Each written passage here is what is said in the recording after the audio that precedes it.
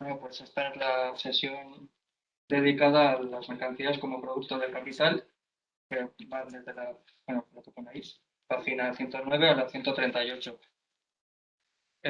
Bueno, esto es directamente lo primero que pone en el texto, donde Marx especifica que las mercancías en sí no son algo que se haya inventado con el capital, sino que ya viene de antes y sirven como base para la creación del capital, aunque al mismo tiempo el capital produce las mercancías de una manera diferente a cómo se habían producido antes, que luego lo especifica.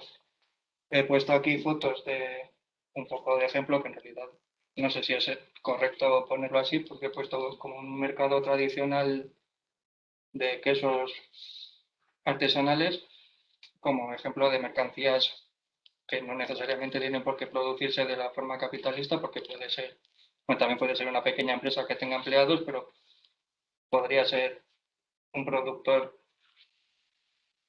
que vende sus propios productos en el mercado, que sería como se ha hecho tradicionalmente antes del capitalismo. Y aquí otro ejemplo que sería una fábrica de quesos donde un empresario contrata, bueno, compra mano de obra, compra fuerza de trabajo y la transforma en mercancías, en este caso son quesos, para venderlas, específicamente para venderlas. Aquí pone Marx 3 puntos, que los he abreviado un poco, pero que son un buen resumen de lo que cuenta antes en las primeras páginas. Como características especiales del capital, no es solo que produzca mercancías, porque eso ya pasaba antes, sino que todo lo que se produce, todo producto que se produce en el sistema capitalista es en sí una mercancía necesariamente. Vaya que, por ejemplo, en el feudalismo un productor podía tener sus tierras y producir verduras para consumo propio y luego lo que le sobraba lo vendía en el mercado. Entonces, el excedente de producción se convertía en mercancía, pero no en sí el producto estaba pensado para ser una mercancía necesariamente.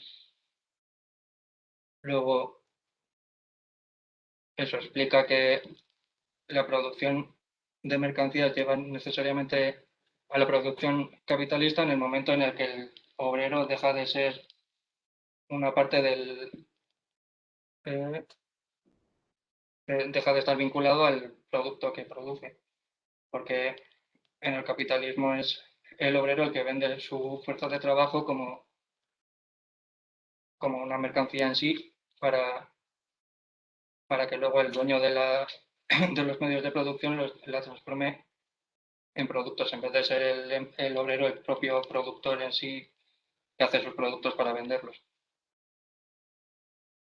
No sé si lo he explicado bien.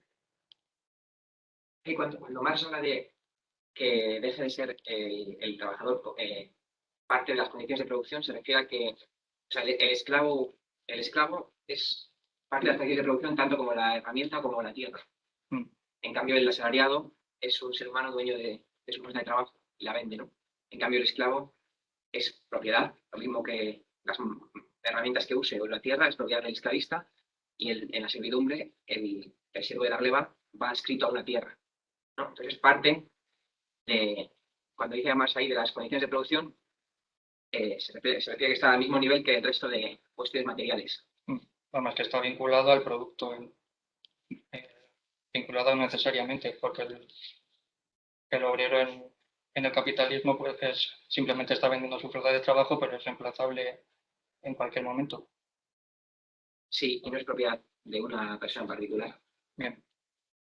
Y aquí no entiendo por qué pone la comuna primitiva india.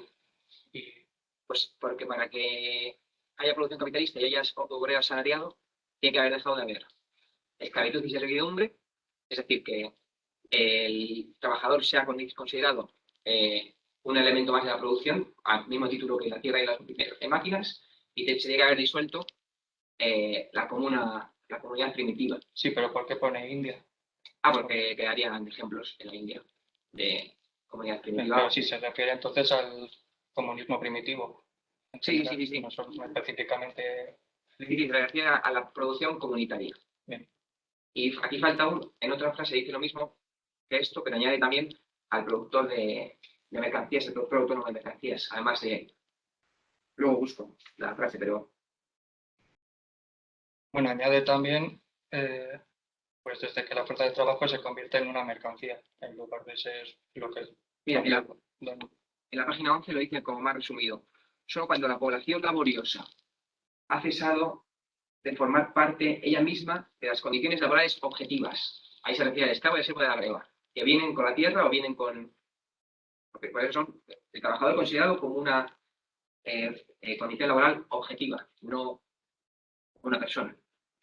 Y luego dice, o esto, o ha dejado de aparecer en el mercado como productores de mercancías.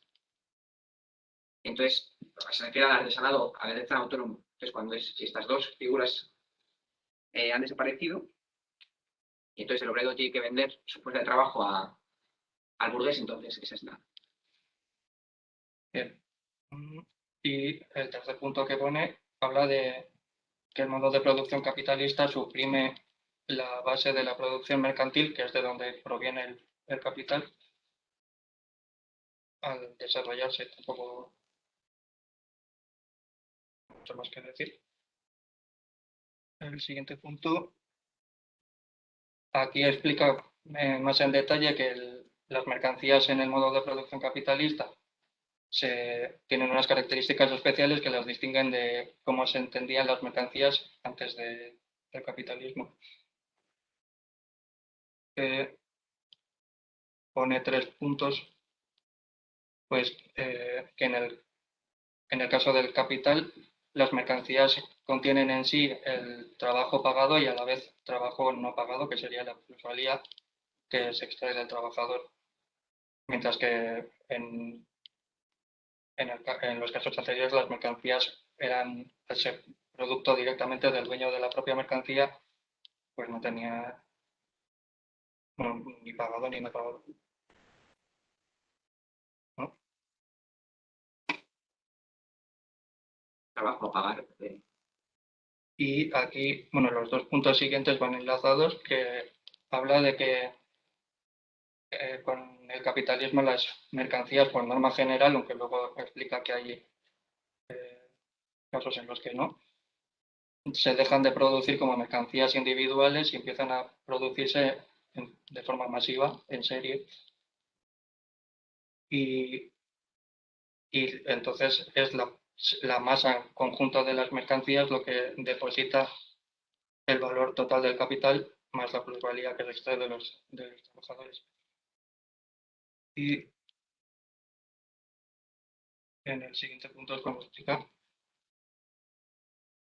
es lo que hay en algunos casos donde las mercancías o son demasiado grandes o duran tanto y no se necesitan tan pocas que no tiene sentido producirlas en serie, así que sí que la propia mercancía de forma individual contiene ya el capital invertido en ella y la fuerza de trabajo, bueno, el plusvalor. Tampoco hay mucho que decir sobre esto.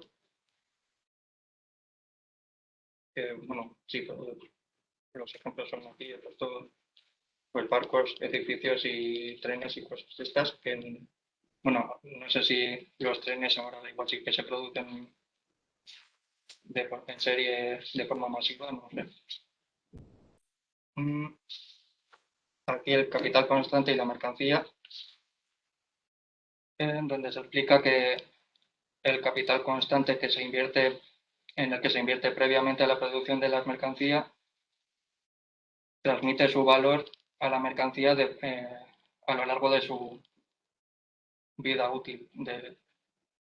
Y aquí he puesto algunos ejemplos, por ejemplo, al producir una masa de mercancías, que serían tubos en este caso,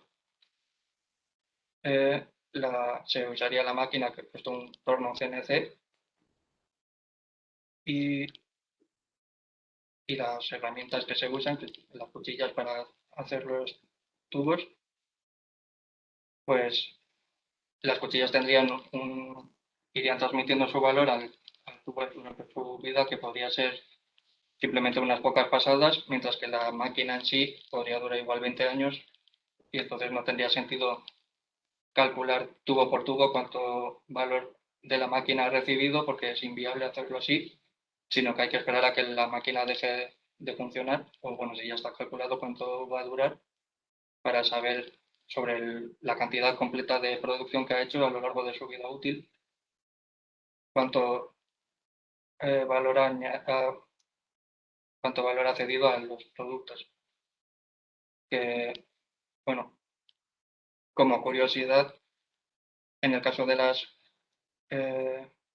cuchillas para los tornos y las lisadoras, los propios operadores de la máquina tienen que apuntar en un papel cada vez que una se rompe o se desgasta para luego hacer los cálculos de ver qué empresa sale más rentable o menos y los materiales y todo esto.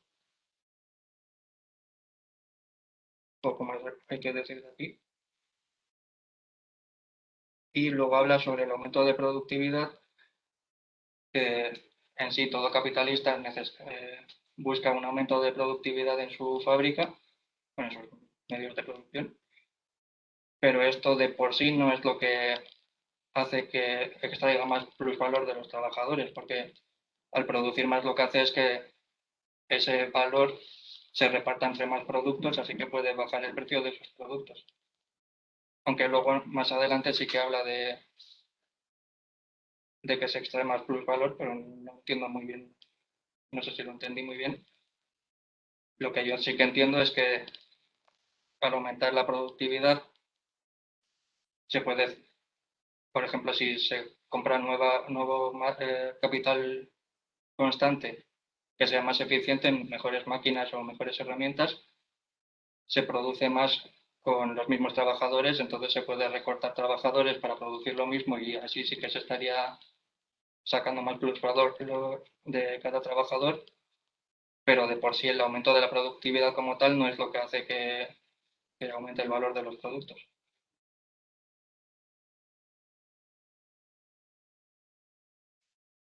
Y aquí habla sobre que hay en una parte en la que explica cómo no son los productos fabricados en, bueno, no fabrica, lo que no son lo que en donde se cuenta el valor de la mercancía como tal, sino que una vez vendidos son la parte de la producción que ha llegado a venderse lo que se refleja como mercancía finalmente, que no sé si me estoy explicando bien, pero bueno, que vale, como al hacerse en masa dejan de ser productos individuales, no es para entender cuál es el valor, no se hace producto a producto, sino que es el de la masa total, de donde se puede calcular el valor que se ha invertido en ellos, en el conjunto. Por lo tanto, el, el valor es de... Me estoy bloqueando bastante. ¿Sabes lo que nos quieres decir? O sea, para lo que he entendido, lo que dices es que, pues, de acuerdo con la cita, ¿no? No es todo es como en la reproducción simple, donde la mercancía era autónoma. Aquí ya estamos en el capitalismo desarrollado, entonces en producción en masa. Por lo tanto, no importa cuánto trabajo contiene la mercancía individual. Podía, pues antes, en el pasado, ¿no? Remontarnos a un proto-capitalismo, un capitalismo originario, pues digamos que yo hago todo el producto, yo hago sombreros y luego los vendo. Pues ese proceso cada mercancía tiene una cantidad que se puede más o menos estimar bastante clara. Aquí, en cambio, como tú indicabas, pues tenemos un montón de partes de maquinaria que incluso una vez que tú ya has pagado su precio, puede seguir funcionando.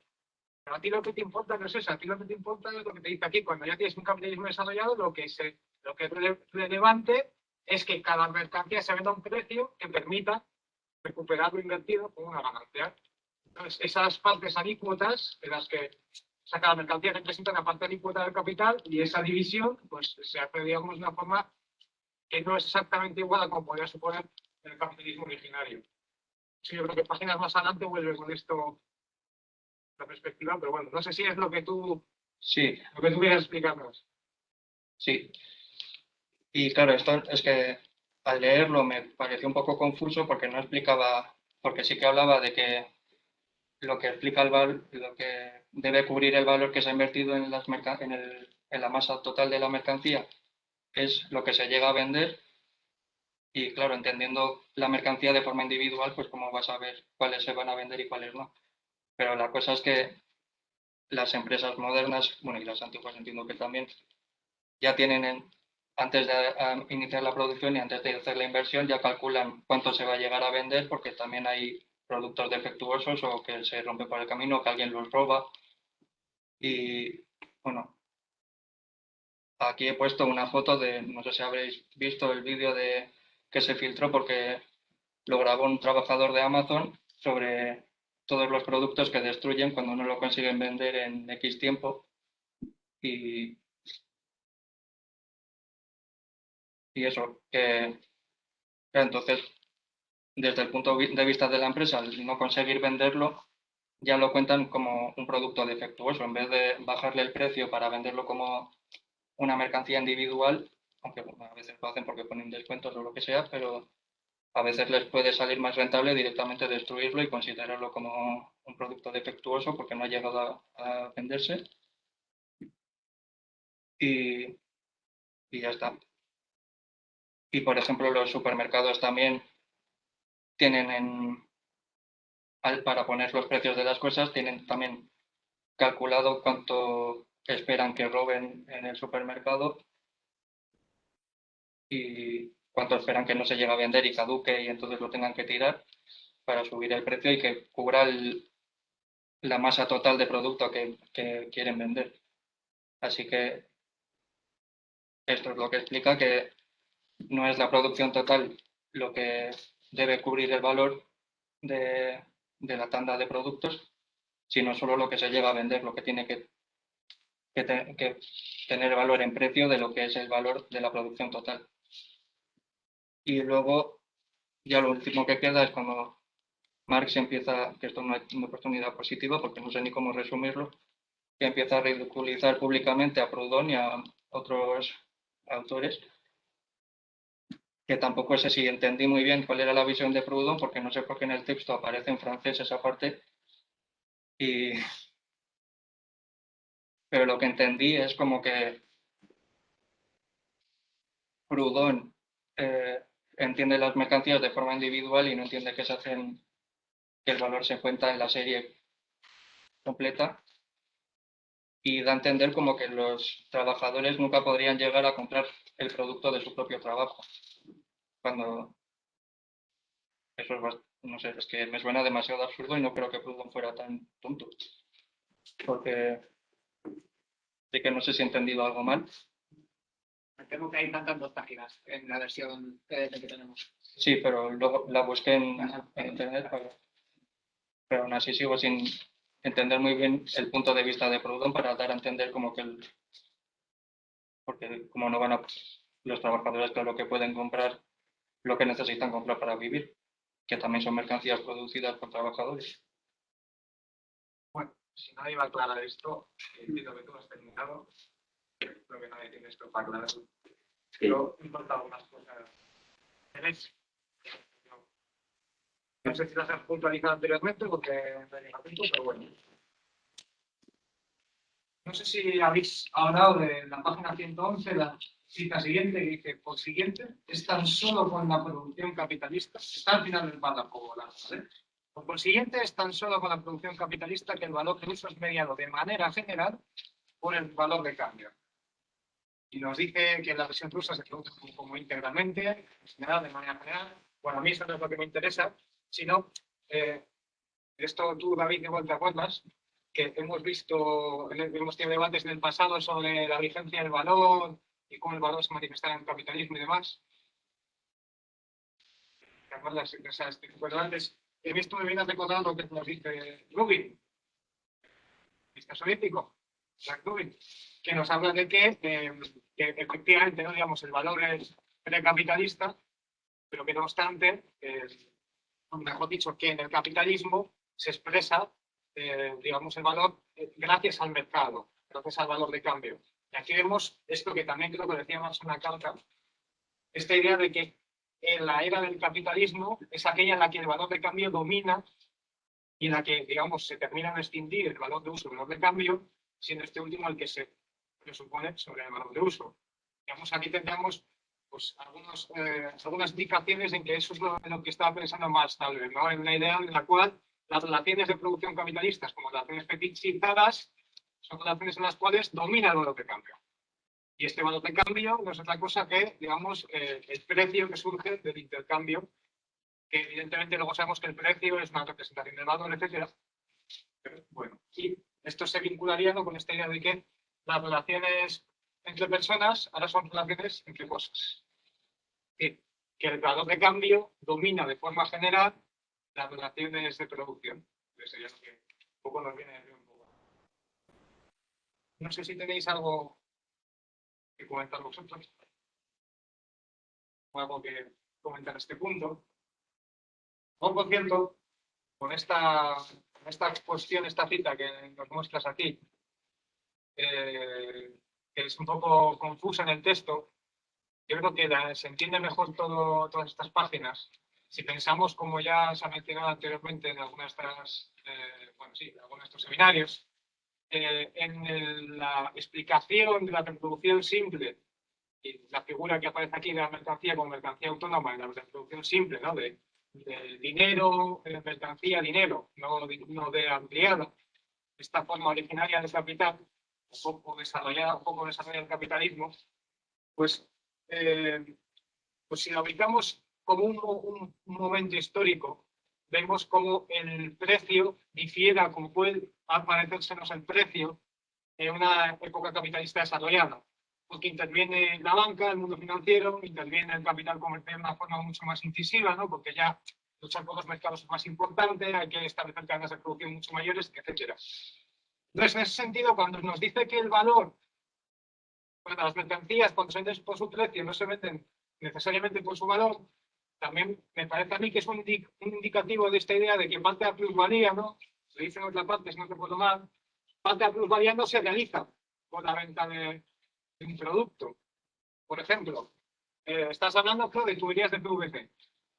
Si esas tuberías de PVC la fábrica se las vende a un mayorista, y luego las va, que luego las va a distribuir o a un vendedor al detalle, un minorista, parte de la plusvalía que genera la actividad productiva, que es la de crear las tuberías de PVC, pues no se ha realizado. O sea, no se ha logrado, no sé si me explico.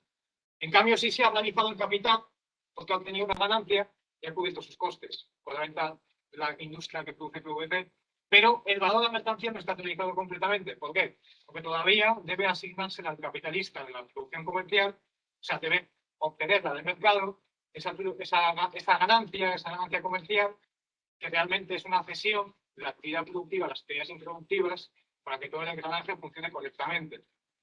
Es otra cosa que explica en las páginas que al final, bueno, así, partida atenta, que si os encuentro alguna cita, pues ya la apuntaré. Bueno, no sé si lo habéis leído y os ha dado la misma idea. Lo mismo con la actividad financiera, ¿no? Realmente nada comercial, pero lo mismo. Si la empresa productiva tiene que pagar, bueno, no es exactamente lo mismo, pero sí que es cierto, ¿no?, que en este caso en concreto, el precio de las tuberías con las que se vende, si sirven para pagar el préstamo de obtener intereses, sí que habría cubierto la plusvalía y el valor. Bueno, no sé si Entonces, no está de acuerdo o queréis comentar algo aparte. entonces, todo lo que has dicho te refieres a... Mira, la página 128, el primer párrafo, que realmente ya viene del 127, pero he visto de que la mercancía se vende a su precio, no se utiliza el valor del capital adelantado de las producciones y aún menos de la plusvalía generada por ese capital. O sea, que la plusvalía todavía no se ha realizado. ¿Por qué? Porque la plusvalía generada en la producción luego se transforma en ganancias. Y las ganancias tienen una forma de distribuirse pues, muy particular. Y entre ellas hay que incluir pues, a todos estos sectores improductivos, pues, se les da una parte. Yo creo que es lo que se refiere Max. Y por cierto, lo siento porque estoy haciendo aquí todos los comentarios, pero creo que aquí se incide un poco en la idea de un texto de Ilienkov que se recomendó leer en un seminario del curso pasado, que nos habla de la idea de la idealidad. Y yo creo que aquí se habla mucho del dinero y del valor como una expresión monetaria ideal. Se utiliza esa expresión en varias ocasiones. Y antes hemos hablado, ¿no?, del capital constante como algo cuyo cálculo se realiza sobre el valor que transfieren las mercancías, aunque ese capital constante no cambie de forma ni de función. Me explico.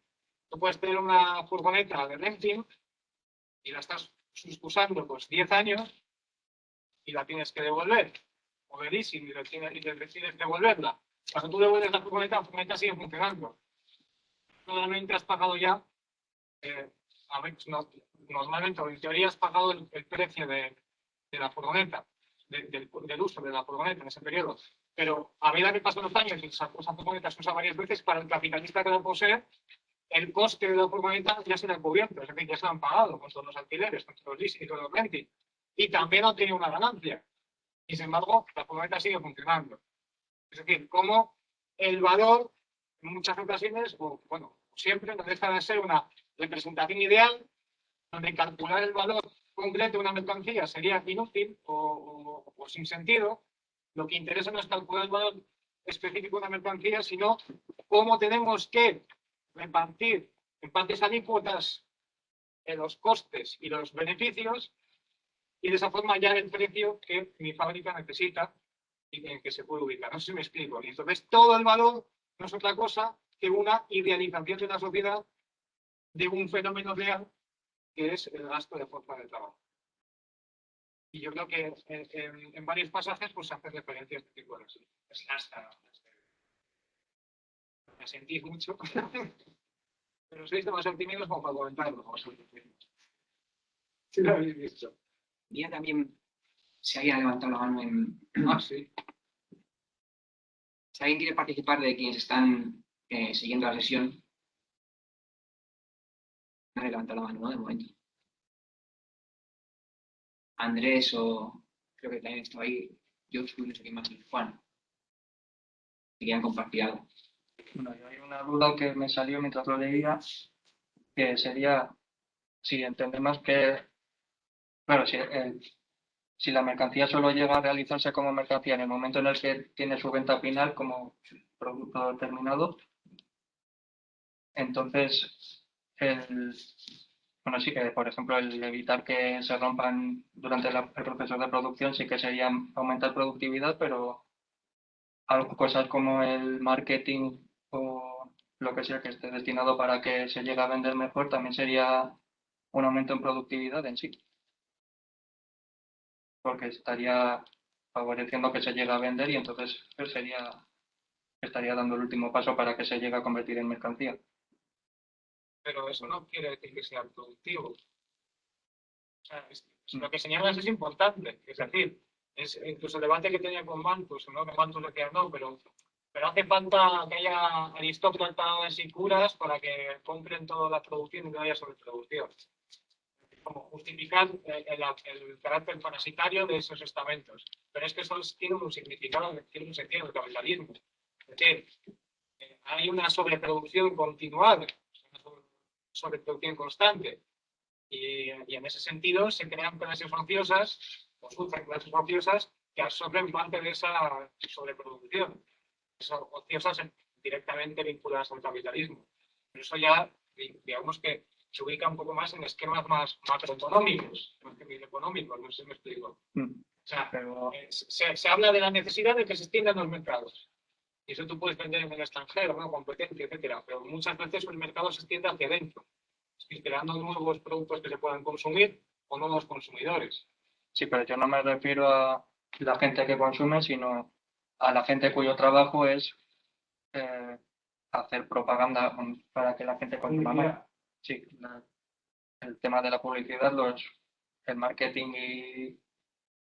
Ese tema surge mucho, o sea, muchas veces. Yo creo que a mí me parece que es un gasto improductivo en el que incurren las empresas, pero que evidentemente tiene una funcionalidad para vender más. Es decir, al final te puede ampliar un porcentaje las ganancias, no las ventas, si tuvieras que de otra forma. Al final también es un juego de suma cero. Si todos hacen la misma publicidad, que evidentemente no hacen la misma, pero más o menos parecida, se anulan entre sí, ¿no? Pues, y realmente la pregunta es, ¿qué es productividad? O sea, es decir, Marx nos dice que la productividad, el trabajo productivo es aquel que valoriza un capital. Vale, pero tiene que producir una mercancía. Entonces ahí entramos en si el hecho de la publicidad de la mercancía como tal. ¿Qué es? Pero vamos, yo me decanto más por decir que no es productivo. No, pero en el caso de un anuncio en la tele sería como una película que sí que sería una mercancía, entonces es una mercancía diseñada para convencer a la gente de comprar otras mercancías. Sí, exacto. Claro, es lo que dices tú. O sea, es una empresa que contrata gente para emplear medios de producción sí, o sea, medios de producción, capital constante y capital variable, pues actores, un escenario, un guión, etcétera, cámaras. O sea, en ese sentido, pues produce una mercancía que es lo que te venden, que es el anuncio. Eso venden a la empresa, digamos. Eso lo pone, pero, pues mira, de hecho, porque es diferente, por ejemplo, ahora que lo comentamos, seguramente es diferente lo que cuesta el anuncio o lo que cuesta retransmitirlo. Pues igual es un punto intermedio, no sé si me explico, es decir, comprar esos productos que al final son productos para vender más, o sea, que no les veríamos un sentido social, que no aumenta la riqueza social realmente, pero tendríamos que se crea una mercancía que la compran los capitalistas como si fuese un medio de producción, pues luego, ¿cuánto dinero le pagas toda la televisión por el prime time o porque te lo ponga tantos días de la semana, tantas veces cada día? Eso ya es muy variable, ¿no? Y ahí no sé yo si eso ya sería un producto, ¿no? Al final es como una especie de alquiler, ¿no? Alquiler televisivo que estás pagando. Yo entiendo que cuando una empresa realiza marketing para vender un producto, ese marketing entra dentro del proceso de valorización del propio producto. Quiero decir, el trabajo realizado para realizar ese marketing, en tanto en cuanto se activa por la venta del producto, forma parte del valor del cuanto de trabajo socialmente necesario que ha sido necesario para producir el propio producto. No se puede contemplar, por ejemplo, un zapato sin la caja de zapatos necesaria para la venta de zapatos. De la misma forma, no se puede contemplar el zapato sin la publicidad que ha sido realizada para la venta del zapato. Yo entiendo que el coste que se ha invertido en el marketing viene incluido dentro del mismo coste de producción que tendría la fábrica. Cosa necesaria para la circulación del producto. O sea, si te he entendido bien, que unas Nike no serían lo mismo si no fueran Nike. Es decir, que la parte ideal, digamos, de publicidad, del mundo de las ideas que genera ese marketing, se divide, ¿no?, por partes alícuotas y se inscribe en la mercancía, se la apropia del producto físico. Al final es el único punto en el cual obtienes un valor de cambio de ese trabajo invertido en el proceso de producción del marketing. O sea, me parece razonable, desde luego. Hay una cosa que dice más que no todo el trabajo necesario es productivo, porque para producir cualquier mercancía hace falta trabajo de venta, trabajo de contabilidad, que no es productor de valor y es necesario a la empresa. O sea, toda empresa, por más productiva que sea, aunque sea una empresa de altos hornos, encierra trabajo improductivo, como todo el análisis de opciones de venta, más con el ejemplo de los contables. Y excluye de la contabilidad las tareas que sean tareas para la gestión del trabajo de producción. O sea, si es productivo, pero el manejo de las cuentas y las finanzas de la empresa, aunque es indispensable también. Entonces, porque sea necesario, no tiene por qué ser productivo. Pero entra dentro de los costes que tiene que asumir un capitalista a la hora de determinar el valor de su producto final, ¿no? Lo que pasa es que son, lo he llamado de otra manera, en el libro 2 y en el libro 3, costes varios. Son los costes, pero que esos costes tienen que ser cubiertos, en realidad, por el excedente producido por el por los trabajadores, pero esos costes no producen valor. Pero si se engloban dentro del trabajo que se ha realizado para luego la venta de la mercancía, no se engloban dentro del valor contenido de la mercancía misma. Pues no. O sea, por ejemplo, una máquina que solo, el punto que ponemos es una máquina que solamente se dedica a comprar y vender. Y hoy en día tenemos las máquinas de... Pues eso, poner como un ejemplo de un gasto no productivo. Porque lo único que tiene es una función de compra-venta. Y en la compraventa, en el intercambio, no se produce ni producto ni valor. Y en cambio es necesario. Una cajera de supermercado es necesaria. Pero es necesaria porque está mediando el intercambio de una mercancía. Pero eso no significa que su trabajo genere valor. Simplemente está ahí porque en la función mercantil y el intercambio mercantil, como no puede ir cada cual a suministrarse a su gusto, necesariamente tiene que haber una persona que cobre y tal, pero ese cobre, las necesidades de cobro y pago y demás son funciones que no añaden valor. Que cuestan trabajo, pero que no añaden valor. Pero sí se incluyen en el precio, lógicamente, y en el precio de producción. O sea, se incluyen como costes con capital constante. Lógicamente, de hecho, una cosa que me has recordado cuando estás explicando esto es unos enfoques por keynesianos que dicen que el precio individual de cada mercancía, por el que se vende, me refiero, está referenciado a los costes de producción y márgenes de beneficio no de una fábrica, sino de toda la multinacional, en el caso de todo el conglomerado, suministrando mercancías. Es una idea que lanzaban que me parecía curiosa. Volviendo a este tema, cuando tú estás pagando el servicio comercial, es decir, cuando tú le estás dando al capitalista comercial de su parte de la plusvalía, también, de alguna forma, los costes que él tiene al pagar a sus empleados, que no son productivos, que a ellos no se les trae plusvalía, los costes que él tiene de pagar a sus vendedores, se incluyen en el servicio final. Porque al final son, como tú dices, costes socialmente necesarios en el modelo de producción capitalista, pero no son productivos realmente y por lo tanto de ellos no se extrae plusvalía. Pero como costes necesarios se incluyen en el precio final, como puede ser, pues, ya te digo, el coste real que tienen las materias primas necesarias para producir la mercancía que nos están vendiendo. O sea, entra como un gasto y como tal se contabiliza y se computa en el precio. No es productivo porque ese trabajo no está sin explotar productivamente, que es efectivamente lo que tú señalabas, de por qué tiene que ser productivo el trabajo del abogado que me hace todo el papeleo jurídico de la empresa, o el contable que me hace todo el mundo financiero. Si eso son particularidades del modelo de producción capitalista, el hecho de que yo tenga que entrar en una legislación capitalista o de que yo tenga que hacer una contabilidad capitalista. Por tanto, son trabajos necesarios en el modelo de producción. No son trabajos productivos como es el trabajo productivo, que ya hemos visto que el trabajo es una cosa eterna, que el ser humano siempre tiene que trabajar, que se va a coger peras en árbol. La cosa es que el trabajo como cosa eterna, como, digamos, creador de mercancías, entre comillas, es el que es. Y lo otro son, pues, realidades necesarias, pero no productivas, diría yo. No sé si podría hablar. Sí, adelante, adelante. ¿Se me escucha? Sí, alto y claro. No, vale, perfecto. Entonces, es para igual un poco resumir, ¿no? O sea, lo que estabais comentando, ¿no? Igual a raíz de lo que, no sé, la última persona, no sé cómo se llama, el que ha hablado ahora de la... no sé quién ha intervenido ahora. No, da igual.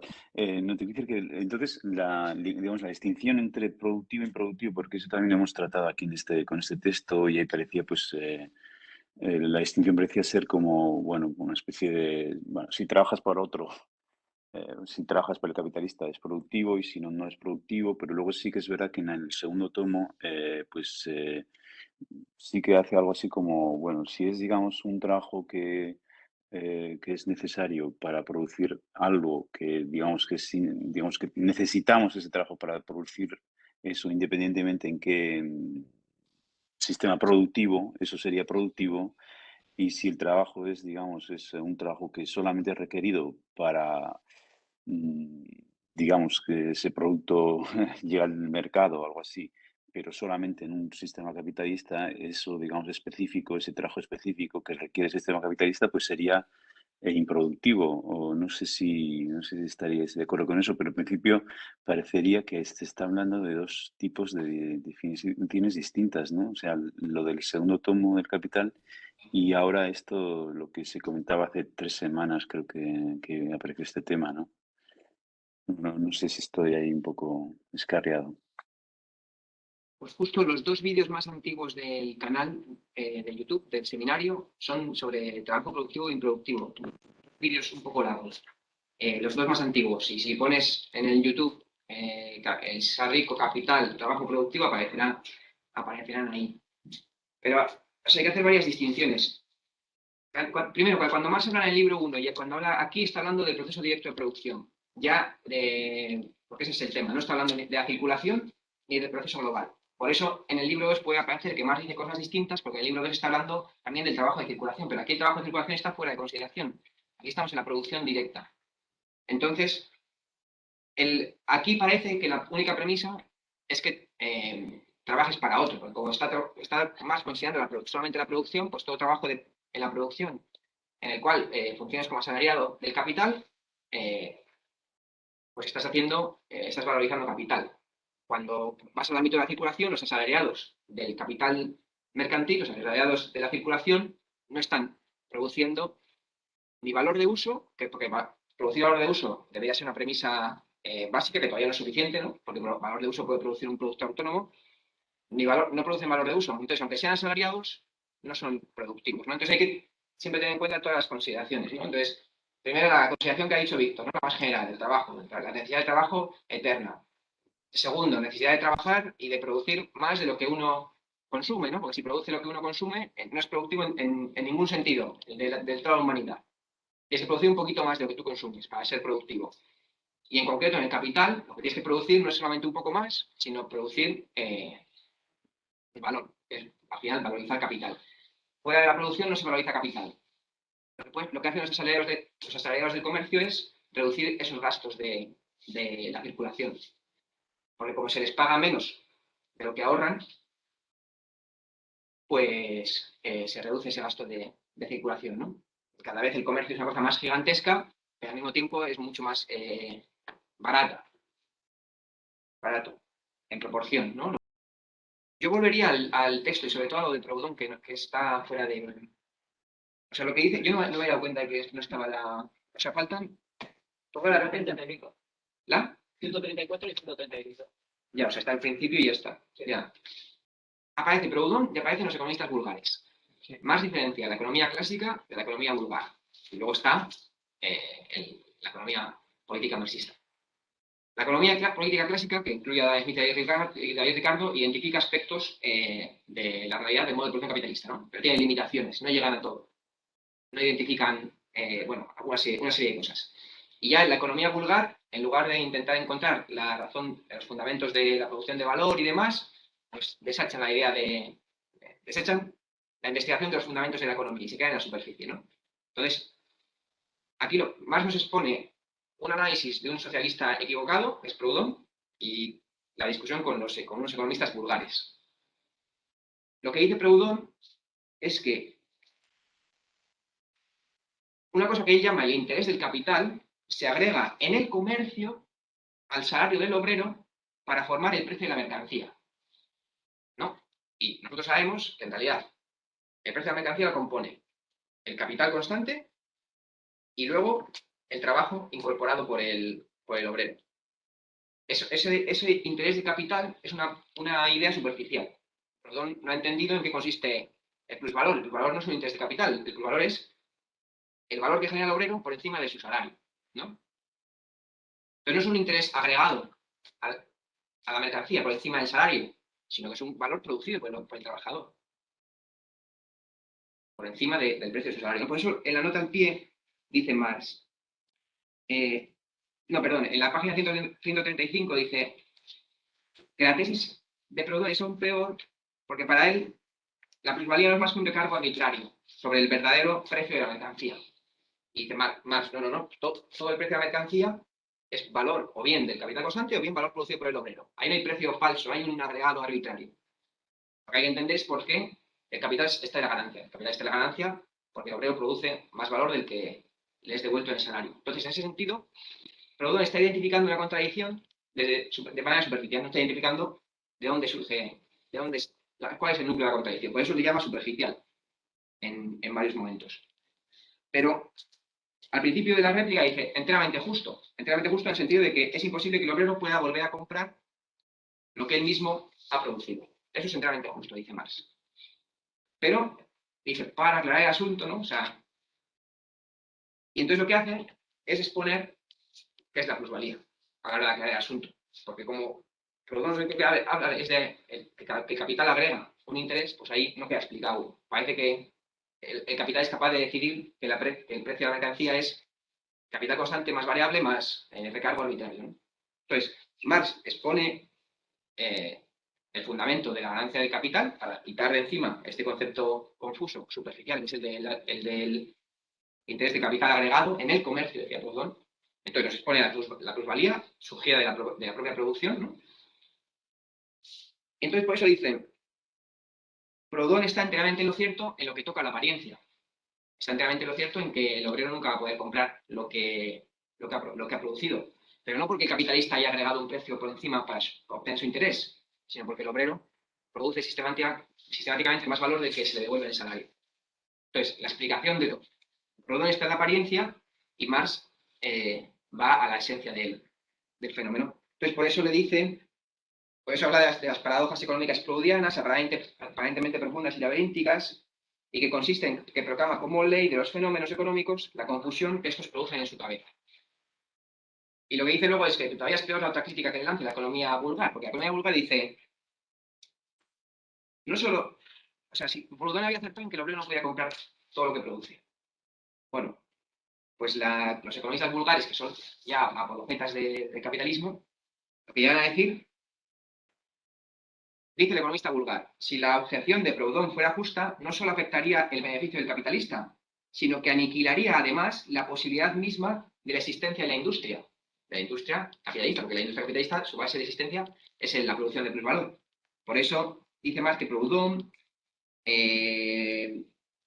al poner de manifiesto abiertamente, con sofística arrogancia, la maraña de los fenómenos económicos en oposición a los economistas vulgares, la inteligencia teórica de estos últimos se presenta a la luz del día.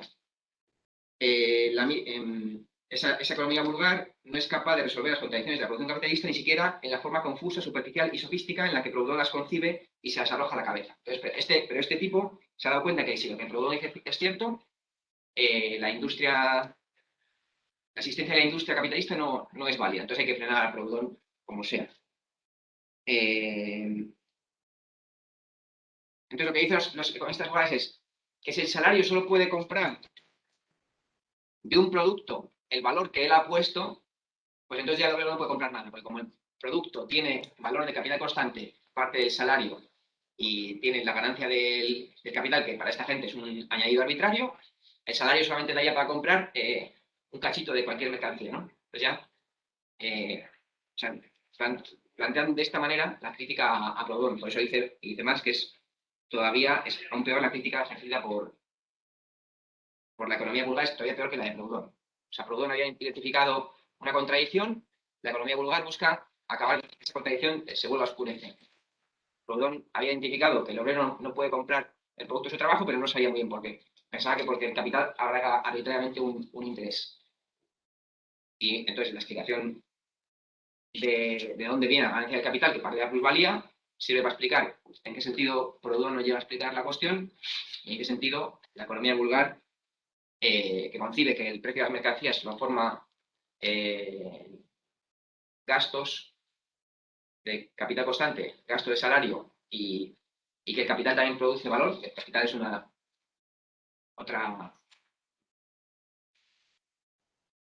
otra entidad que produce valor, pues eso. Vale, pues yo creo que me había liado y lo que yo decía era lo que dicen los economistas vulgares sobre Proudhon y no lo que decía Marx que decía Proudhon. ¿No? ¿Te has dicho? Ahora no me acuerdo exactamente cómo era. Eso, lo de que según Proudhon los trabajadores no podían comprar sus propias mercancías, entonces no podrían vivir. Eso es lo que dicen, eso es lo que daban a entender los otros sobre lo que decía para criticar a Proudhon. Eso he entendido que también lo dice Marx. O sea, es que yo he mirado, o sea, lo que he encontrado bello también, está portugués, pero bueno, de lo que me he enterado. Y lo que viene a decir es que Proudhon dice que las mercancías incluyen un porcentaje del salario y denominado correctamente un porcentaje de la plusvalía. Pero que en el momento de que él, pues obviamente, el obrero no puede comprar algo mayor que su salario, o sea, no puede, no tiene dinero suficiente. O sea, lo que le critica más es que eso no puede ser así, porque si no el obrero no podría, por así decirlo, comprar ninguna mercancía porque el precio de esa mercancía vendría instaurado por algo mayor que su salario. O sea, pues como que Proudhon lo que hace es incluir dentro del precio de mercancía el salario, o sea, bueno, capital constante, variable, y luego también, o sea, el plusvalor no. Él lo llama interés de capital. Pero es Eso que, sí, lo llama interés. pero es que eso solo tendría sentido si el trabajador produjera una unidad de mercancía cada vez. No, pero si se fabrica en serie, ese valor se reparte entre todas las mercancías, entre todas las unidades, entonces el trabajador sí que puede comprar. Lo que dice Proudhon es que el trabajador no puede comprar lo que él mismo ha producido. Sí, Y eso es lo que dice Marx, que está enteramente lo cierto. por eso. Pero La explicación, claro, la no puede comprar toda la producción que ha hecho él, pero sí lo que necesita para vivir. Entonces, sí, luego los economistas vulgares lo que dan a entender es que entonces, siguiendo esa lógica, no podría un trabajador comprar lo que necesita para vivir. no, él lo que dice que como el trabajo, que si el obrero, lo que ellos dicen es como toda mercancía tiene capital constante, salario y ganancia, si el obrero solamente puede comprar lo que él ha producido, pues no puede comprar nada, porque ninguna mercancía está íntegramente producida por el obrero. Pero bueno, pues es una tontería. Y es una tontería encima contradictoria. O sea, porque para la economía vulgar, si al trabajador se le paga 80, es porque lo que está produciendo es 80. Eso es lo que concibe la economía vulgar. Entonces, no se le puede pedir que con 80 pueda comprar lo que vale 100. Si a él se le paga 80, su parte, él está incorporando 80 a la producción según la economía vulgar, y creo que, si no me equivoco, según algunos economistas contemporáneos, alguna escuela económica contemporánea también funciona igual. Digo que algunos debería. Les enseñas eso, evidentemente que el salario del obrero es lo que vale su trabajo, lo que vale el producto de su trabajo, eso es lo que les enseña. Eso es. O sea, Y ese es el caso que así es como me parece que no le pudo. Pues los vulgares seguro. entonces, lo que dice es,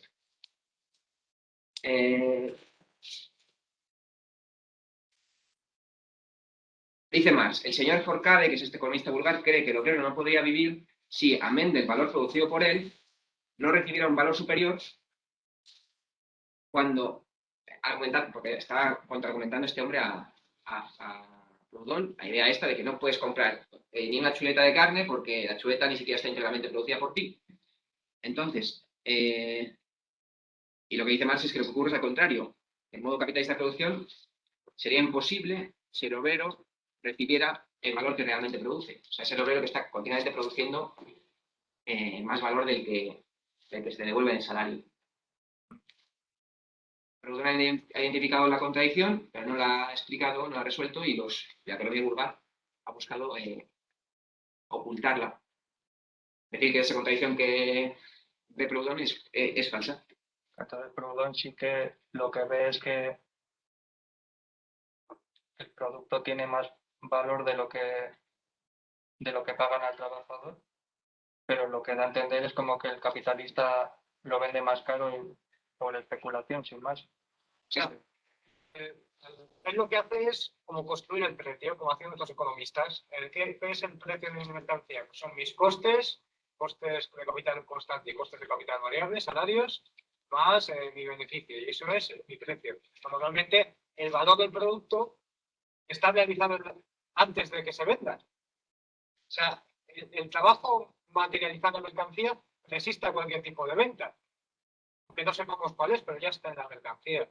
Entonces, lo que hace Proudhon es pues lo mismo que estos economistas vulgares de ir construyendo el precio desde sus costes, como empresarial capitalista, lo que hace Marx es desde la perspectiva social, la producción social.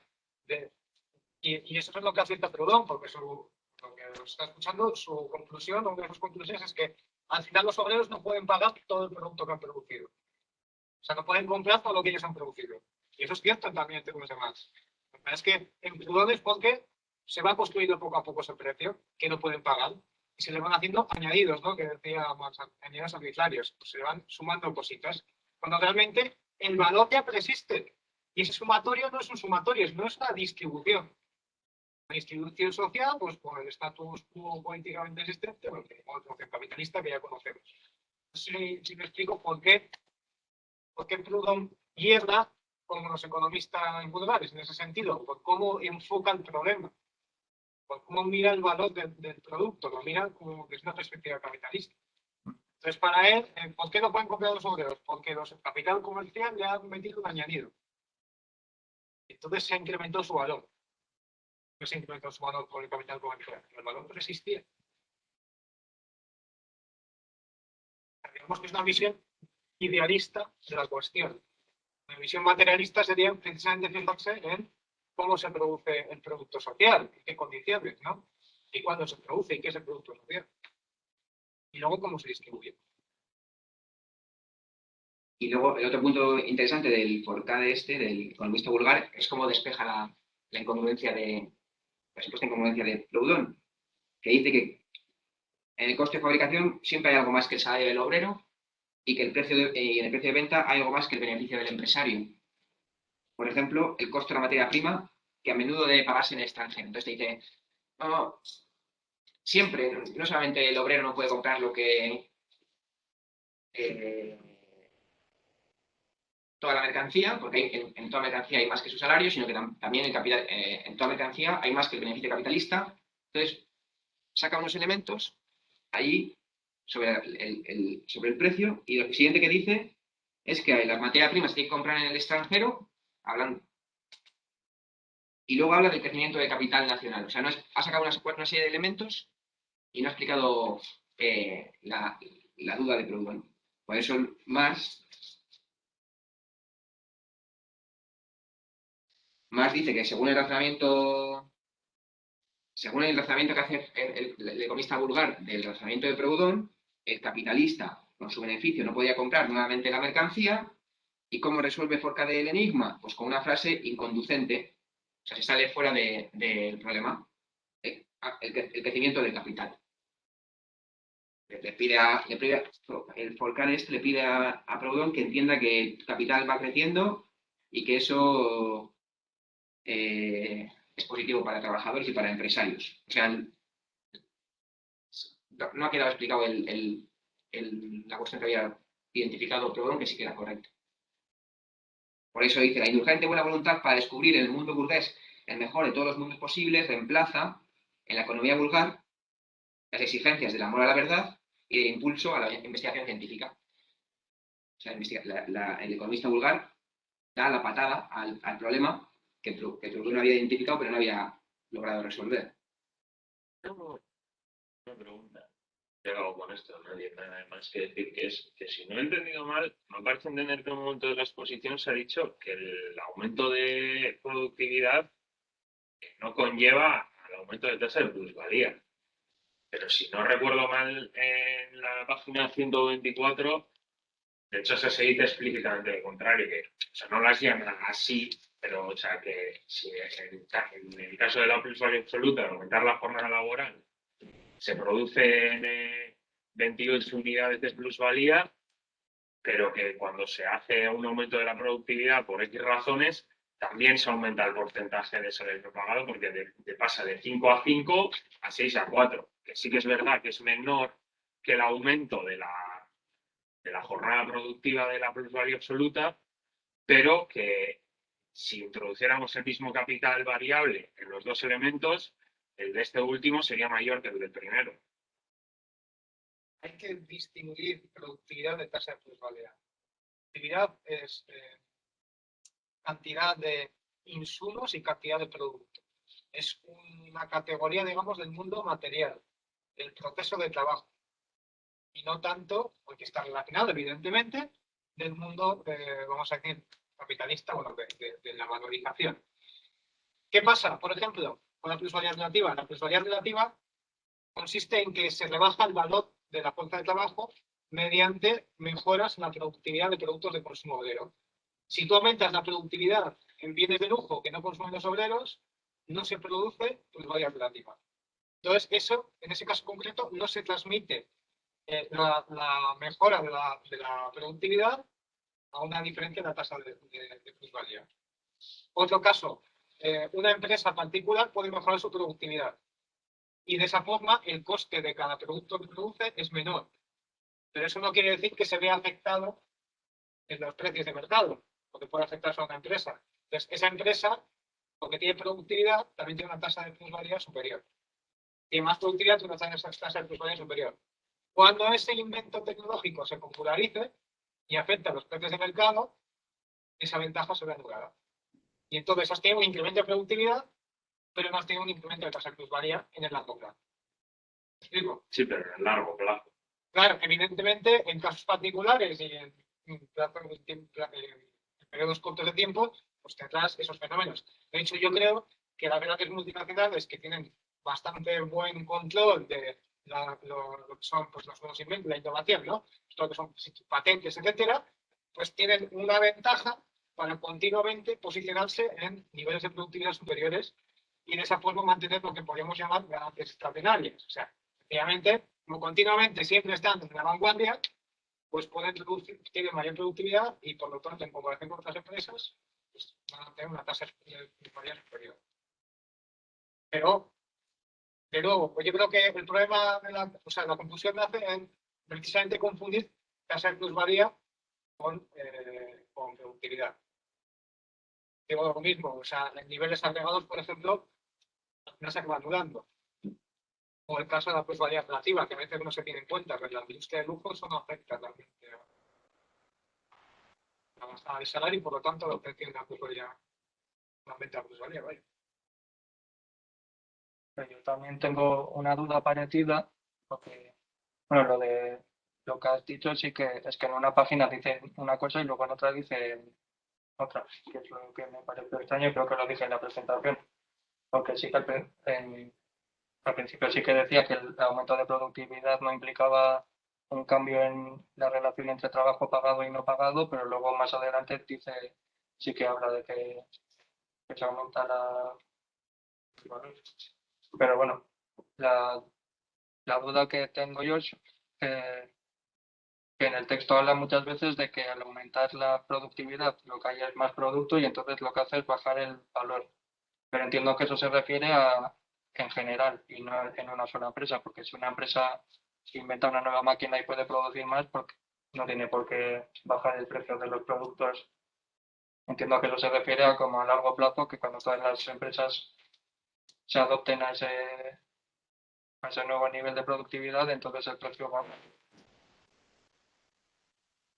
Sí, yo aquí lo que entiendo mm, que el Marx acaba de redondear la página 132 al final y 133 al principio, es que lo que ocurre cuando sube la tasa de productividad, lo sube en general en todos los productos y en todas las empresas, quitando las particularidades temporales que puedan ocurrir, el precio de los bienes de sustento de la fuerza de trabajo acaba bajando. Por lo tanto, baja el coste de la fuerza de trabajo. Tiene que asumir el capitalista mediante el salario para reproducir esa misma fuerza de trabajo. Y al bajar el coste de la fuerza de trabajo y al bajar, por lo tanto, el salario, aumentaría la tasa de plusvalía porque el trabajo real que está añadiendo el trabajador al producto sería el mismo, manteniendo la jornada laboral. Yo entiendo que al final Marx se refiere a eso en el momento en el que dice que la tasa de plusvalía aumenta con la tasa de productividad. No, fíjate que lo dice, lo he dicho, para bienes de consumo obrero. Claro. Ese es el caso de plusvalía relativa. Eso es. Claro. Al final, si baja el precio del trigo, baja el precio del trigo para también los obreros que producen en Cadillac. Entonces, si baja el precio del Cadillac, no baja los salarios de los obreros que producen trigo. Entonces, luego, claro, la distribución de plusvalías en un caso será y en otro será. Sí.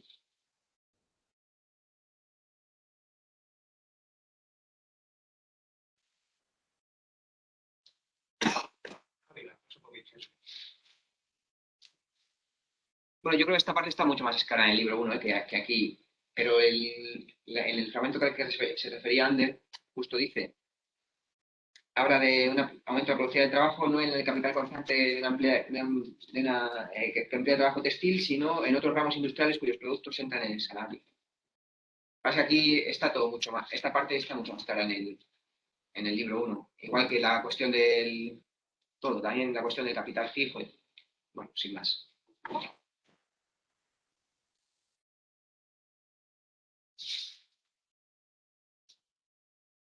Sí, o sea, yo creo que estas páginas más que para hablar de esto en particular es para hablar un poco de lo que veíamos de la mercancía singular, como de autónoma, esa valorización, o sea, que yo creo que están apuntes de temas que van más a otros libros.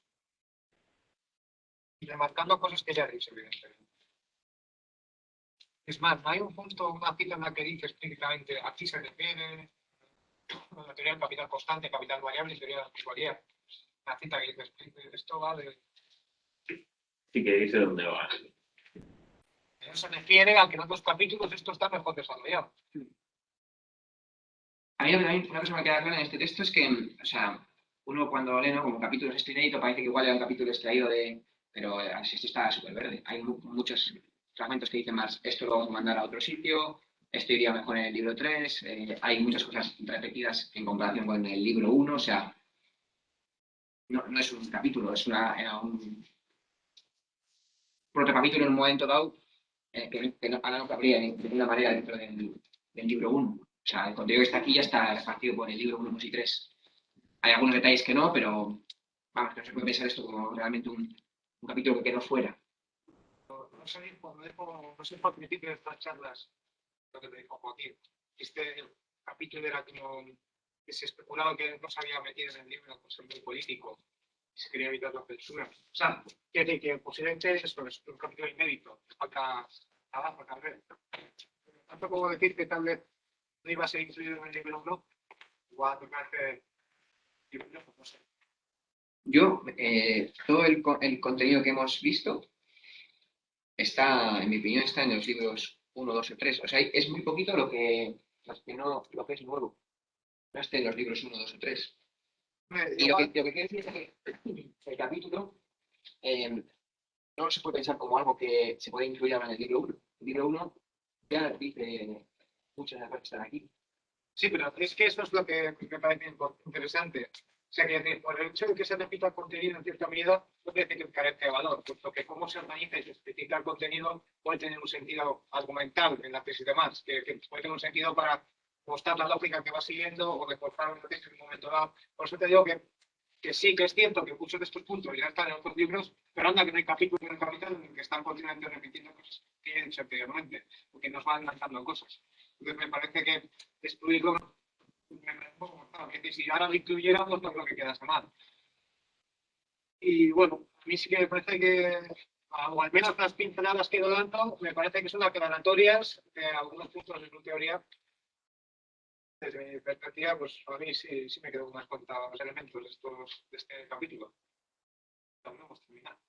Sí, no, de interés tiene, yo no niego que tenga interés. Lo que yo no estoy de acuerdo sería compensarlo como un capítulo que quedó fuera. Esto corresponde a una etapa de desarrollo del capital en el cual el resultado final ya no cabe esto como una cosa que ha quedado fuera, sino como un ex capítulo de una vieja estructura que ya tal cual no cabría, de ningún modo cabría, porque ya en buena medida ya está incluido, en muy buena medida. Y luego el orden mismo ya sabes que es distinto. Y empieza por la producción capitalista y luego nos vuelve a la mercancía, o sea que hay mucha cosa. Y luego hay mucho fragmento de citas directas que reaparecen, ¿no? En los libros. Si hay un fragmento que es estilo teorías de las plusvalías, lo que fue la sesión anterior, Sí. es un fragmento de citas. Y por ejemplo, toda la investigación sobre qué ocurre con la productividad del trabajo y todo eso, está todo en el libro 1, mucho más ordenado que aquí. Sí, pero yo de las tres cosas que trata, por así decirlo, es si la producción de plusvalía y mercancía sí que están en el libro 1, pero por ejemplo la producción de asalariados tan explícitamente o tan... Yo no la recuerdo, por lo menos.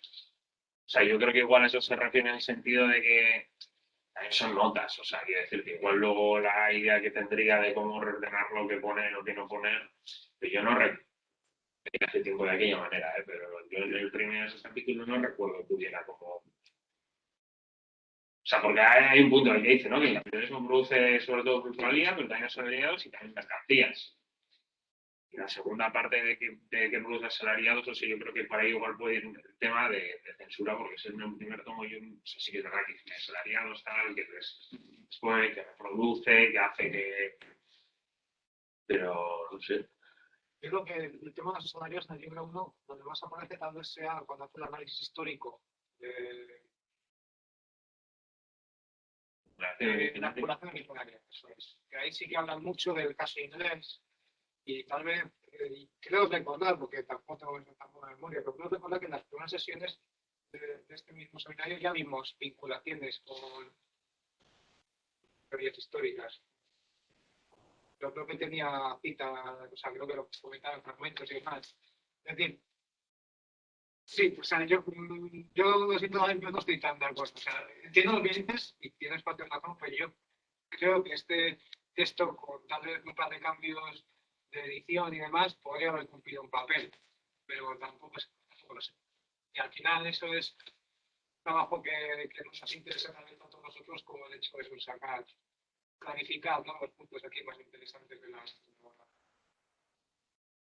Pues, no sé, esto para los que se dediquen a hacer investigación. Ah, por cierto, yo quería comentar una cosa de lo de Ilienko, que aquí aparece de nuevo lo de Dice la página, por favor. en la 112. En la 112, más o menos, es un párrafo grande, ¿no?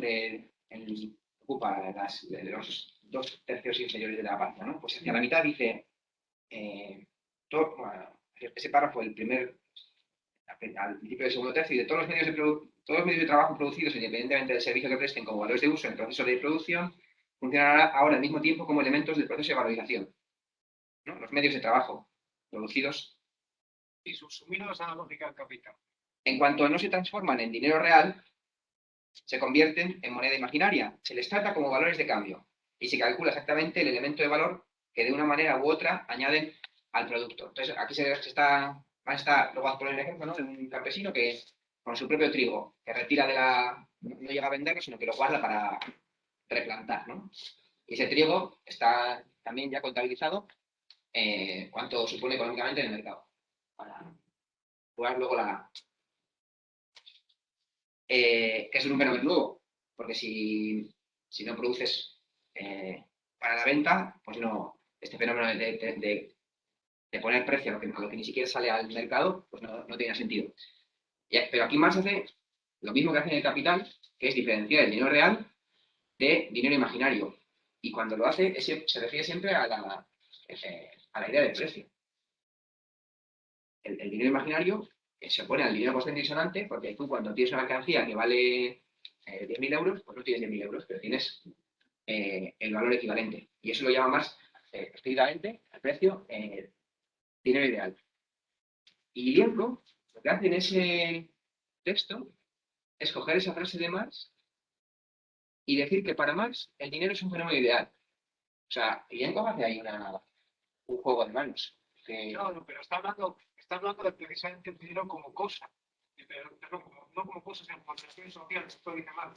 Pero tú lo has indicado de forma magnífica con el ejemplo del griego. O sea, el fetichismo del capitalista opera a tal nivel y una cosa que a ti te interesa para el proceso laboral, que en términos de toneladas, te ves obligado a pedirla contablemente en dinero imaginario, dinero que no se va a vender. Y tienes que hacer la transformación fetichista a una cantidad de dinero. Eso me explico. Entonces, eso yo también lo relaciono con la expresión de Rubin. Ahora bien, evidentemente el dinero necesita una forma real. Es decir, necesita una forma en la que manifestarse, digamos, como cosa en sí. Es el oro, la teoría de Marx. O sea, el oro es la expresión del dinero. O sea, pero el dinero no es una cosa, es una relación social. Eso está en Marx también. Y yo creo que esa es la idealidad. Y todo el fetiche es ese. Toda la idealidad es esa. Pues yo quiero que conste que Ilienko no habla de relación social, habla de ideal. Él, no sé por qué, Marx habla de relación social, de que las acciones económicas no son, que el dinero no es, o capital no es una cosa, sino que es una relación social. No sé por qué, yo no sé la razón, pero Ilenkov sustituye el concepto de relación social por ideal. Y en mi opinión, en la teoría de Max Singer, claramente los fenómenos ideales son fenómenos de la conciencia. Uno entiende o no entiende. O sea, uno está ante una realidad y su concepción, la concepción ideal es como la está comprendiendo. Y Yenkov, en vez de decir que el dinero es una relación social, dice que el dinero es una cuestión ideal. Yo no he seguido. Pero es que, de nuevo, se voy a tener el texto, es que no tengo ahí. No, mirar, pero Yenkov lo que hace es combinar a muchos términos. Las relaciones sociales como parte de esa idealidad. Yo creo que es más algo parecido cuando se habla de capital ficticio, moneda imaginaria, etcétera, etcétera, etcétera, que están refiriéndose a las relaciones sociales. Son las dos cosas. Es decir, una relación social no es otra cosa que parte de la idealidad. Es un fenómeno del mundo material que se expresa en el mundo de las ideas y que tiene una repercusión en el propio mundo material. Por una ideología concreta, tú actúas de una forma concreta. O te mueves con una serie de idealidades. Como es el dinero, no sé si me explico. Como es, yo tengo que cultivar el trigo, pero mis semillas las voy a pensar en cantidades dinerarias. Mira, la 100 cuando me tú decías, porque me parece interesante, la página 116 vuelve a ponerte en esta idea. Y, más varias ideas que hemos utilizado. Esta forma autónoma, por entero, bueno, viene a la 115, al final del último párrafo. Esta forma autónoma, por entero independiente de su valor de uso y simple modo de existencia en el tiempo del trabajo social materializado, la define el valor de cambio de la mercancía en su precio. En esta manifestación, donde el valor de cambio está expresado como valor de cambio, o sea, como dinero, y está expresado precisamente como moneda imaginaria. Entonces, el valor de cambio se expresa en moneda imaginaria. Pero está Y hablando el de valor de cambio es dinero. El dinero se expresa como en moneda imaginaria. El dinero mismamente se puede expresar en dólares, o en yenes, o en libras. Pero los yenes, las libras y los dólares son también dinero. No tienen una expresión imaginaria. Luego tendrías pues, la cosa dinero de la sociedad capitalista, que ese papel le ha tocado cumplirlo al valor. Yo creo que lo que está diciendo es, dinero imaginario es el precio, porque cuando tú tienes el precio no tienes el dinero. Claro, Cuando tienes el dinero contante y sonante, esa posición. Tener la mercancía por un precio es tener dinero imaginario, cuando se venda se realizará, y contra eso, el dinero constante y sonante, evidentemente que sea oro o sea papel moneda. Y claro, al decir que, por ejemplo, que es un fenómeno ideal que el campesino decida calcular una parte de su cosecha como. No es un fenómeno ideal, es un fenómeno objetivo. Claro, por eso Pero está sustentado en una idealidad, que es la relación fetichista del capitalismo. Es decir, está sustentado en que el campesino se ve obligado para tener beneficios, los capitalistas, para reproducir su capital, y de que pensarlo todo en términos capitalistas. Y por lo tanto, se ve obligado por esa cosificación de las relaciones humanas a contabilizar su mercancía en un precio imaginario que nunca va a tocar el mercado, ni tan siquiera. O sea, evidentemente es la objetividad. Por eso. Pero esa objetividad está envuelta, está sustentada en una idealidad. Que la idealidad sea, digamos, producto de las relaciones humanas, no quiere decir que no tenga una objetividad como tal. O sea, que tenga una materialización. O sea, una cosa no implica que no sea la otra. O sea, idealidad no está vinculada exclusivamente con subjetividad. De hecho, la idealidad solo posee una subjetividad colectiva, es decir, un montón de sujetos comparten la misma forma de ver el mundo. Eso dice Ilenkov. Esas son cosas que dice Ilenkov. Pero que a mí hay cosas que dice Ilenkov que yo no veo. Incluso, y en este caso, hay clara, yo en mi opinión, clara tergiversación de la frase. Bueno, pues para cuando tenga tiempo te intento coger precisamente esta realidad de cortito y te intento ver cómo vincula directamente relaciones sociales de esa realidad. Es decir, que evidentemente comprende su sustento material también, o sea, su vinculación a que existe un mundo material que sustenta cualquier posibilidad de idealidad. El cerebro no piensa ni lo come. Y las cuando actúas no tienen cerebro también, porque son pintos. Lo que ocurre con la cosecha del campesino es que eso de facto, ese trigo que él replanta, de facto tiene un valor. Más que a él le hace falta Fundamental. Tiene un valor de uso y tiene un potencial valor de cambio, que es el precio imaginario, claro. Y luego te No, no es el precio imaginario. Marx habla del precio y tú puedes llamar, y la otra forma de hablar del precio, el sinónimo es dinero imaginario. Es lo que hace Marx. Igual es interesante ver cuál es la palabra que está ahí detrás en el texto de Marx. El dinero imaginario es En alemán ¿qué quieres está traduciendo? Sí, es la palabra es Regingeld. Y bueno, Geld, dinero, Regen es, bueno, sería algo así como dinero contable, ¿no? O sea, no sé por qué traduce ahí. Pues moneda imaginaria. ¿En qué cita, verdad? Sí, la 116 hay una nota al pie, se Ah, refiere. imaginario. Claro. No, Sí, moneda una moneda de imaginaria, ¿no? cuenta En sin la página existencia. 112. En la 112, pero lo que tú estabas diciendo era la 116, ¿no? O Sí, estás... no, era la 116, dice, es que hay una cita, evidentemente. Al final del párrafo de moneda imaginaria, hay una cita que pone en la palabra original en alemán, que dice que es una moneda de cuenta sin existencia real. Claro, pues es lo que estamos, yo creo que lo que estamos hablando. No lo había visto, la nota no lo había visto, es verdad, si lo tenéis ya ahí, sí. Pero quien quiera puede mirar en la primera sección del libro en el Capital, si te descargas cualquier edición que puedas buscar las palabras y pones dinero imaginario y vais a ver la misma idea. O sea, dinero imaginario como sinónimo de precio. Y opuesto a dinero constante y sonante, que es haber efectuado el intercambio. Cual incide más en la importancia de la realización. A su venta. Pues eso no expresa otra cosa, David, en mi opinión, que las limitaciones que sufre el propio capitalista, que puede querer poner el precio que quiera, o puede valorar su capital en tal precio, su semilla no puede valorar un precio hipotético, que luego se va a ver limitado por las condiciones de producción del capitalista, las condiciones del mercado. Es decir, que al final, es lo que vamos viendo siempre, ¿no? Que el valor determina y el contenido de trabajo necesario determina los precios. Por mucho que tú, lamentablemente, puedas llegar a poner una cosa que es eso, dinero imaginario, unidad de cuenta, y luego la práctica hay que realizarla, hay que verificarla. Claro, es subjetivo, claro. Yo cuando estaba leyendo, una cosa que no sé si queda clara, estaría bien que quedase clara, es la distinción entre proceso de trabajo y proceso de valorización. ¿Esa la tenéis clara? Yo entiendo que valorización es cuando se crea valor para un producto, una mercancía. Sí, o sea, el proceso de trabajo es, como su nombre indica, la actividad laboral humana. Y eso, el proceso de trabajo ha existido desde toda la vida. Lo que pasa es que en la producción capitalista, al proceso de trabajo le acompaña el proceso de valorización. El proceso de valorización es observar el proceso de trabajo, pero simplemente en cuanto a producción de capital. O sea, entonces lo que hace más continuamente es, y el equivalente en esa distinción es como mirar las cosas con dos gafas. El equivalente es mirar en la mercancía el valor de uso o el valor de cambio. Yo puedo mirar la mercancía en cuanto a una cantidad de trabajo objetivado en ella, o puedo mirar la mercancía en cuanto a los valores, en cuanto a para qué sirve, ¿no?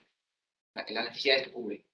Y en cuanto al trabajo, yo puedo mirar el proceso de trabajo, es decir, qué actividades se desempeñan ahí con qué máquinas, o puedo mirar el proceso de valorización, es decir, cuánto capital constante hay ahí invertido, cuánto capital variable y cuánta producción de plusvalía. Entonces, se puede modificar el proceso de valorización porque se ha modificado el proceso de trabajo. Si se introducen unas nuevas máquinas, se despiden trabajadores y bla, bla, bla, se descompensa la relación entre capital constante, variable, ¿no? Queda un nuevo equilibrio en el proceso de valorización. Si un año hay muy mala cosecha de lino y se está produciendo en las mismas condiciones, de repente el proceso de valorización se ve afectado sin que el proceso de trabajo se vea afectado. Se sigue produciendo lino igual. Pero el lino implica ahora un adelanto mucho mayor de capital constante. Entonces, pues igual hace falta una inversión extra para producir tal cual se producía antes. Entonces, esta dualidad es la dualidad equivalente a la de valor de uso, valor de cambio, pero llevada al mundo de la producción. Eso es muy importante para muchas cosas. Por ejemplo, cuando ha dicho lo de la producción agrícola. Un mal año, el mismo trabajo produce una mercancía mucho menor, que concentra el mismo valor porque concentra el mismo trabajo. Y ahí entonces se ve qué determinaciones tiene el proceso de trabajo, que son unas se puede revolucionar técnicamente cuando hay un invento o lo que sea, y eso afecta de una manera o de otra, o no afecta, o sí, hay que analizarlo al proceso de valorización. Y cada uno tiene sus determinaciones y hay que entender su diferencia y su relación. Entonces, el proceso de valorización, digamos que es mirar la producción solo con las gafas del valor. Pero el valor de cambio solo o el valor de uso también. Todo. El capital constante, ¿qué masa es capital constante? ¿Qué masa es capital variable? ¿Qué masa es plusvalor? Si ha habido una revolución en la maquinaria, ¿de qué manera aumenta el capital constante? El capital constante aumenta y permite prescindir de una parte de capital variable, por ejemplo. A eso se refiere. O también otras cosas que aquí aparecen dichas, pero no explicadas, es la cuestión del capital fijo. En el libro 1 de capital, más diferencia entre capital constante y variable, ¿no? Pero luego hay otra distinción que hace en el libro 2, que es entre capital fijo y circulante. El capital constante y el capital variable se distinguen porque uno no produce más valor, sino que transfiere valor, y el otro produce nuevo valor, ¿no? El trabajo que se paga con capital variable.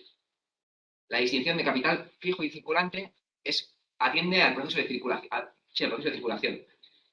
Porque hay una parte del capital que entra a la producción y queda mucho tiempo en la producción, máquinas que están 30 años y que van trasladando su valor muy lentamente, mientras que, por ejemplo, el tomate, para las latas de tomate, está continuamente entrando por una parte de la producción y sale por la otra y se vende, ¿no? Entonces, el valor de los salarios y el valor de las materias primas rápidamente sale al mercado y rápidamente reingresa. Entonces, es capital circulante, está circulando continuamente. Y el capital fijo son todas esas maquinarias que van muy lentamente traspasando su valor al producto. Entonces, estos son aspectos que se ven desde el punto de vista del valor de la producción y la circulación. ¿Cómo se mueve el valor? Independientemente o relativamente independiente de concretamente cómo se esté trabajando, cómo se esté. Si estáis hablando, está el micrófono desactivado y no os oímos. Es una mano levantada de hace media hora, sí, ya No, se no, pasó eso. no, lo acabo de levantar ahora. No me refiero al mío. Ah, perdón. Bueno, ¿me escucháis ahora? Sí, Vale, no, referido a lo que, en referencia a lo que tú estás comentando de capital fijo y capital circulante, en el libro de Napoleoni, pues en la página 155 lo dice muy claramente, que capital fijo sería una parte de C, o sea, capital constante, edificios, máquinas, etcétera, y el capital circulante sería otra parte de C, por ejemplo, materias primas, más la fuerza de trabajo, que también se podría considerar como capital circulante. exactamente. Eso es, ya nada más. Y lo interesante de esas categorías es que responden a cómo se comporta el valor, a cómo se mueve el valor, ¿no? Cómo sale y entra de la producción a la circulación en un caso, y en el otro a cómo el valor se transfiere o se crea, ¿no? Capital constante y capital variable. Bueno, Y sobre la relación esta entre el capital constante y variable, al empresario le interesa aumentar el capital constante para extraer más plusvalía de cada vez menos trabajadores. ¿Entiendo? Pues cuanto menos capital variable tenga, pero se mantenga la producción, entonces está extrayendo más valor. Todo lo que le otorga mayor productividad le interesa. Generalmente, Marx asocia incremento de capital constante en productividad. No sé si te refieres en concreto al capital fijo, pero muchas veces la productividad viene del capital fijo. De hecho, por ejemplo, es productivo un capital fijo que producen la misma cantidad de producto empleando menos capital circulante. Pero entonces con la automatización, si se llegara en un futuro a un mundo en el que deje de hacer falta mano de obra y lo haga todo, esté todo automatizado por completo, ya no es como que daría, ya no habría plusvalía como tal porque no habría trabajadores. Sí, habría la plusvalía que está, digamos, contenida en la maquinaria y los sistemas de maquinaria necesarios para que esos autónomos al final, el valor es una referencia al trabajo humano. Entonces, sin el trabajo humano no hay valor en ese sentido, pero cualquier producto, aunque sea un robot que hace los productos, va a tener un trabajo humano detrás, que sea un trabajo de software. Pues en ese sentido, pues lo que sucederá es lo que ya hemos visto, que a medida que aumenta la productividad, se reduce el coste de producir las mercancías. Si ahora el trabajo, digamos, de albañil lo hace un robot, pues habrá reducido el valor del trabajo albañil. ¿Qué me costará? Pues claro, será el vigilante que vigila todo si hay uno. Y si no, pues el que ha producido el robot. Y el de los medios de producción consumidos. ¿No? Pues, cementos, ladrillos. O sea, lo que más se identifica, y no solamente él, sino los economistas de la época, es que la tasa de ganancia tiende a decrecer. Y eso es por lo que tú dices, porque cada vez la masa de capital constante necesaria es mayor, ¿no? En aquella época se multiplicaba la cantidad de usos movidos por máquinas de vapor en comparación con los obreros, ¿no? Y los datos eran tremendos en aquella época, o sea, de los años 40 a los años 70, la cantidad de usos por trabajador, bueno, pues no sé, yo no sé de memoria, pero te podías pasar de 3 a 25. Entonces era muy evidente que iba aumentando el capital constante en comparación con el capital variable. Hay toda una sección del libro 3 donde Marx habla de qué tendencias y qué contratendencias hacen que la tasa general de ganancia vaya poco a poco reduciéndose, porque en términos generales, de una inversión de capital, cada vez menos se destina al capital variable y por lo tanto, a menos que ese capital variable produzca un plusvalor hiper extraordinario, pues la tasa de ganancia va, incluso aunque vaya aumentando el plusvalor, el saldo general es que la tasa de ganancia va reduciéndose. Eso obliga a concentrar los capitales, a hacer inversiones cada vez más grandes, porque claro, una inversión pequeña ni siquiera puede actuar. Entonces, eso son una de las dinámicas del modo de producción capitalista que lo que hace es acentuar las contradicciones. Eso demanda una producción más masiva. Por la misma razón, pues cualquier crisis que explote pues, va a tener un carácter más importante, más masivo también, más internacional, ¿no? O sea que es una de las tendencias del modo de producción capitalista. Y si existiese una supuesta sociedad donde nadie pudiese trabajar, porque todo lo hacen las máquinas, absolutamente todo, hasta las máquinas las hacen las máquinas y nadie tiene que hacer nada, entonces ahí no podía existir capitalismo, no había forma de apropiarse de trabajo ajeno. Si quieres que hubiese propietarios de cosas y gente no propietaria que se iba a morir de hambre, eso será otra cosa, pero no es un medio de extraer trabajo ajeno. Y por supuesto, todo lo que nos venden de que pasado mañana van a desaparecer los trabajos porque por el desarrollo tecnológico, esa historia llevan diciéndola 30 o 40 años y cada vez hay más trabajadores en el mundo. Es que España también cada vez tiene más mujeres, ¿no? Cada vez menos amas de casa y más trabajadores asalariadas. O sea, cada vez se trabaja más en el mundo, a pesar de la tecnología. O sea, es un mito la idea de que pasado mañana, por lo que dice Víctor, porque cualquier tipo de máquina sí expulsa trabajadores y los deja en el paro, por supuesto, sin ningún tipo de miramiento.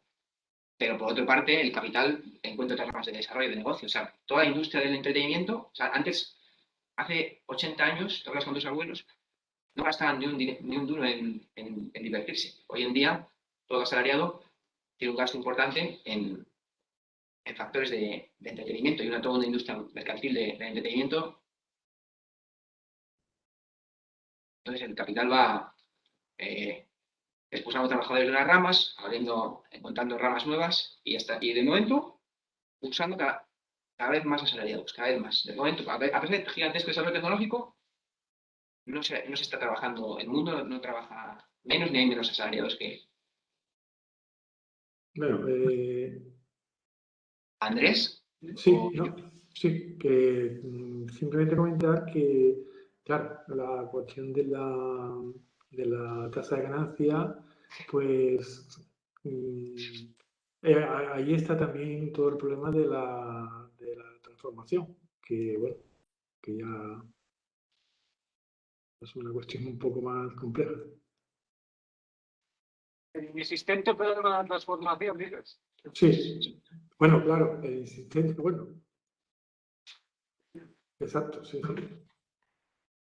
Inexistente, si en mi opinión lo interpretas correctamente, es decir, Claro, sí, sí. no. Pero eso yo creo que es un problema que está en casi toda la obra económica de Marx, los saltos entre unos niveles de abstracción y otros, y cómo las piezas encajan, vamos a decir, de forma diferente según el enfoque del análisis. Un poco a lo experimento de doble rendija. Pues por la hora tendríamos que ir cortando, a menos que haya alguna cosa muy importante de la cuestión de esta. Pues nada, nos vemos entonces dentro de una semana la gente de este taller y mañana la gente que está en el de la lógica dialéctica. Y muchas gracias a los participantes por las presentaciones. Vale, hasta la semana que viene. Saludos. Saludos.